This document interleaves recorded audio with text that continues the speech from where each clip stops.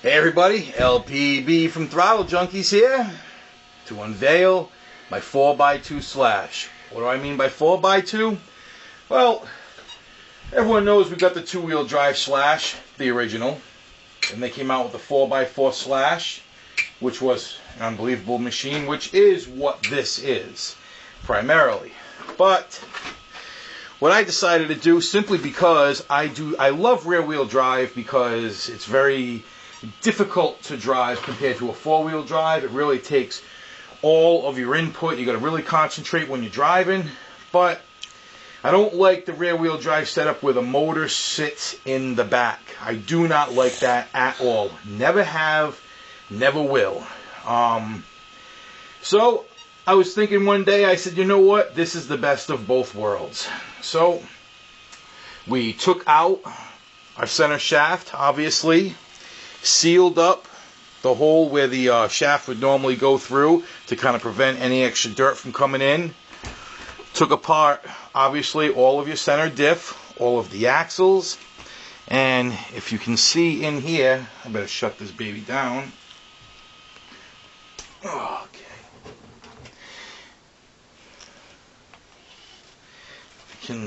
Basically what I did inside, it's hard to see because of the everything's going on in there, but the axles, I stuck with the 4x4 front axles simply because of the bearing diameter.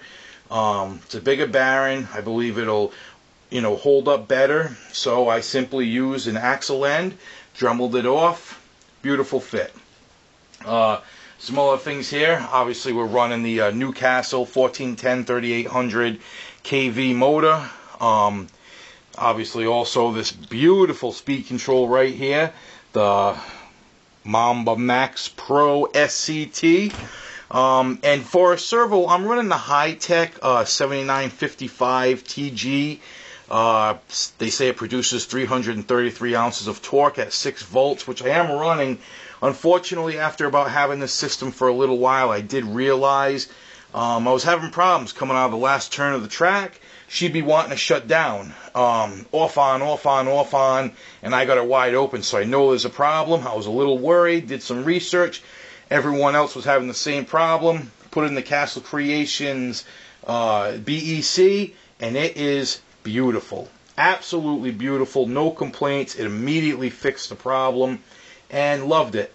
Another thing I gotta say, I made some videos earlier in the year about some mods I had done. I'd like to say, unfortunately, most of those mods did not work well. I did on another chassis, I had put a couple holes to try and help release dirt. Unfortunately, all it did was add dirt, so that was a bad mod. Now, also in saying that, there's 2 wheat poles underneath here that are factory. Well, unfortunately, those wheat poles, same thing that this does, it allows dirt in no matter what. Makes it easy for dirt to get in, hard to get out. Just like my idea, good in theory, not in practice. All I did was find the right size set screw, put it in there, that way it'll seal it all up. If you try using liquid rubber or shoe goo, it will not work. The dirt will punch its way through, and it will still get in there. So, that being said, another thing, I also had another mod I had showed you guys on how to take the shocks, switch your A-arms around, mount them in the rear. Bad idea. At looking at it, I had thought that the rear end of the Slash got its toe angle from the bulkhead. I was wrong on that. It gets some of it from the bulkhead. It also gets some of it from the A-arms.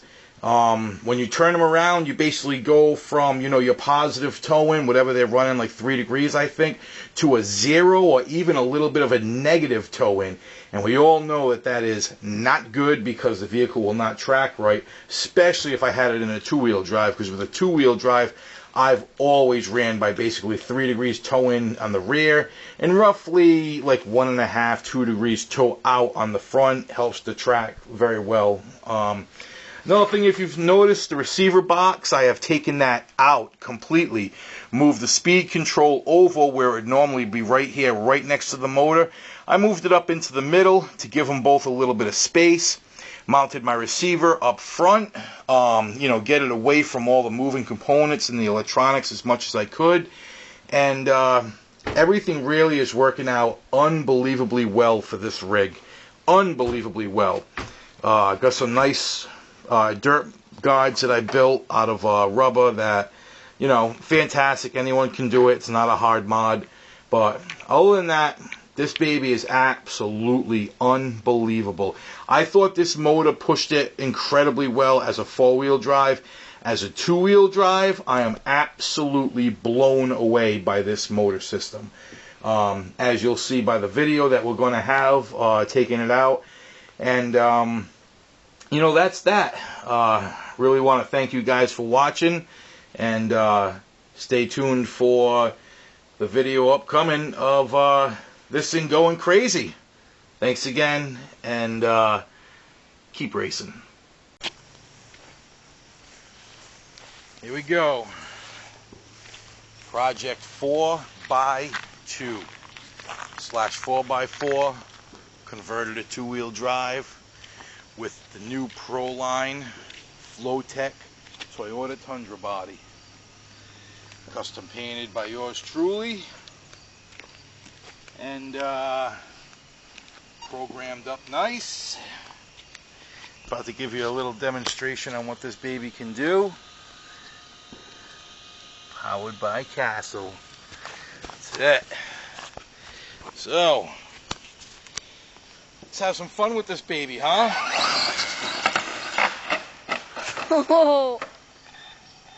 That's it. Gets its first scars.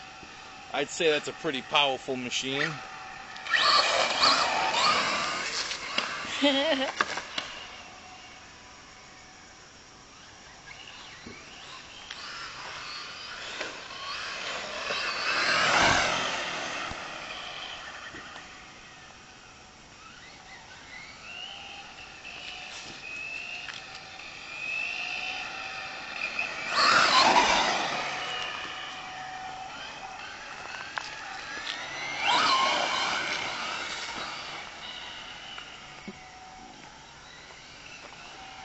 Just 2? Yeah. That's awesome.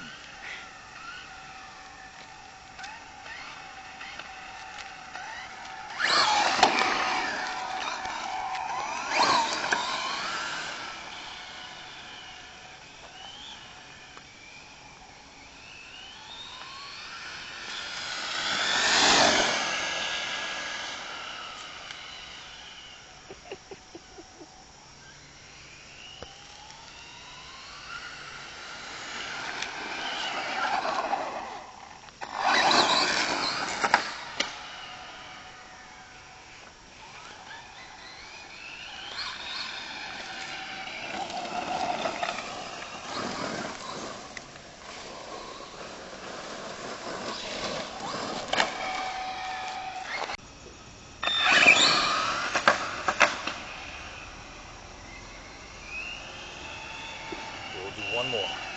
All right.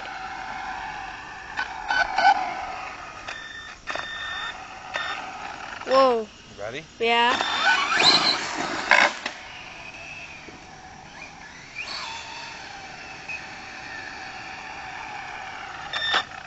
It's a bad machine.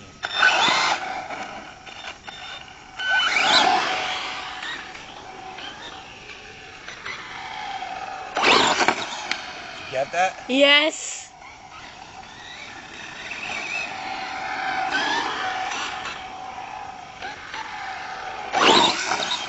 I got that.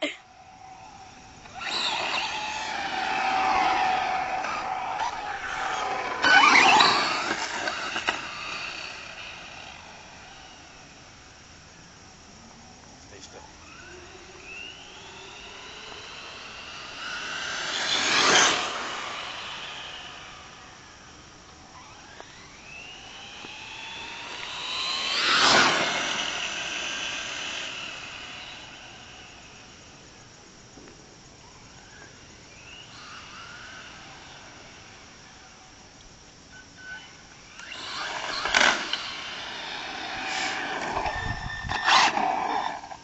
4x2 slash.